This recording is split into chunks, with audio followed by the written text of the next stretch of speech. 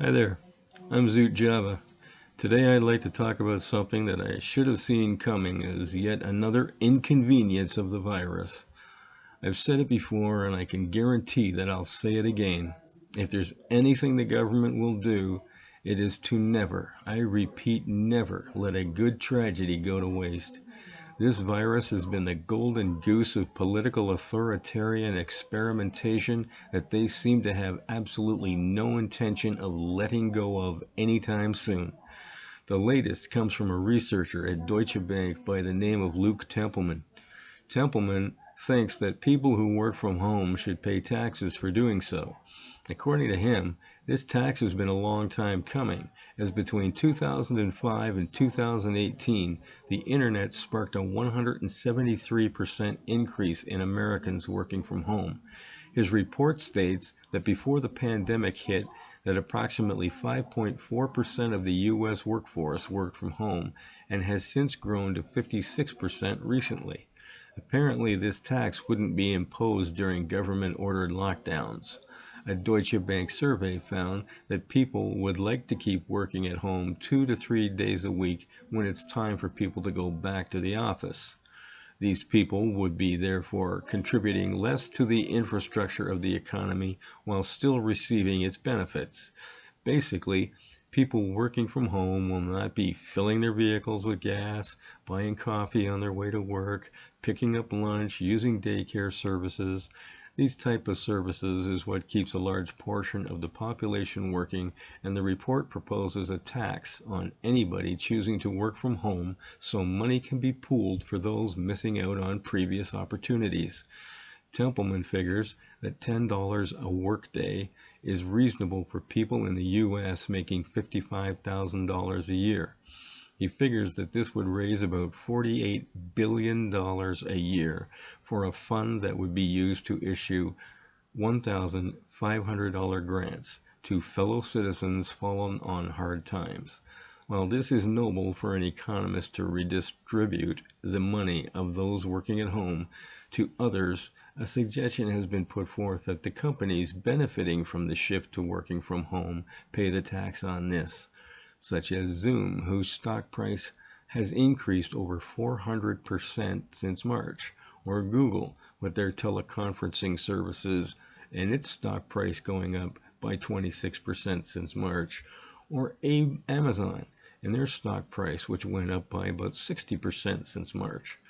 This year, Amazon paid federal income tax for the first time since 2016, and in March went ahead with a legal fight to avoid paying $277 million in back taxes to the EU. My take on this?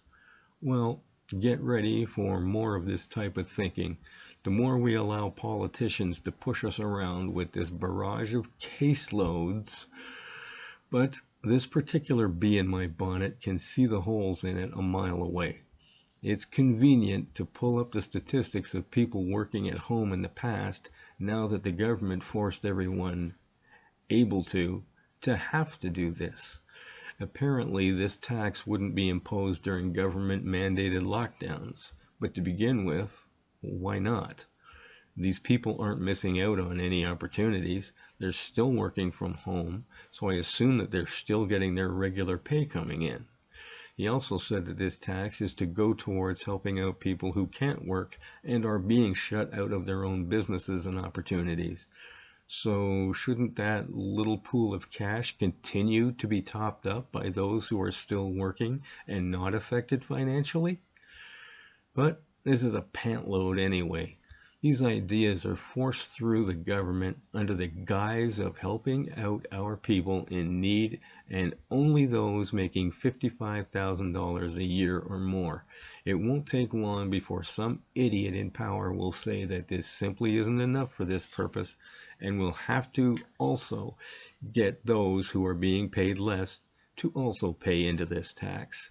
Plus, the government would eventually dip into this to pay for something entirely different, and it tends to be for items that are wildly unpopular with at least half of the population.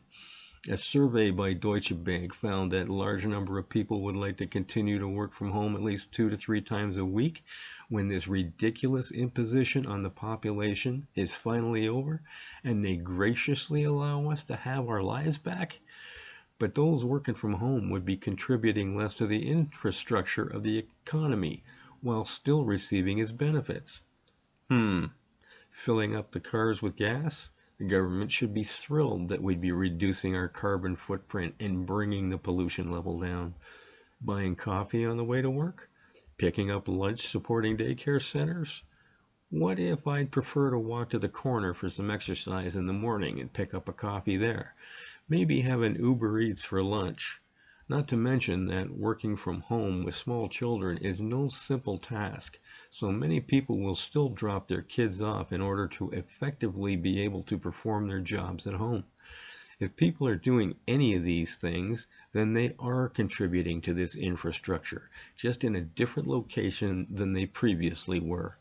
I know I much prefer to spend that $50 of my own money on coffees in the morning or ordering lunch instead of being forced by law to have yet another tax beaten into me by this increasingly overreaching government.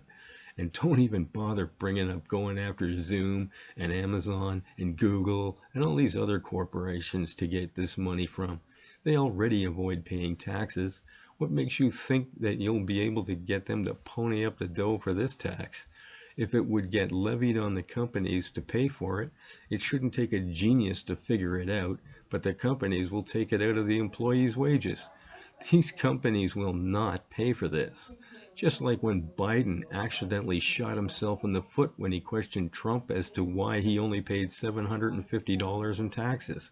I'm surprised nobody said to Biden that when he and Obama were running the country for 8 years, just before Trump, how was it that these two clowns didn't force through legislation that would effectively close up all the loopholes that rich people use to avoid paying taxes?